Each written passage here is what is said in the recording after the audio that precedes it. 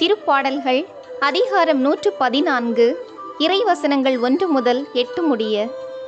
பாஸ்கா பாடல். எகிப்து நாட்டை விட்டு இஸ்ரவேலர் வெளியேறிய பொழுது, வேற்றுமொழி பேசிய மக்களை விட்டு யாக்கோபின் குடும்பம் புறப்பட்ட பொழுது, யூதா அவருக்கு தூயகம் ஆயிற்று, இஸ்ரவேல் அவரது ஆட்சித்தளம் ஆனது.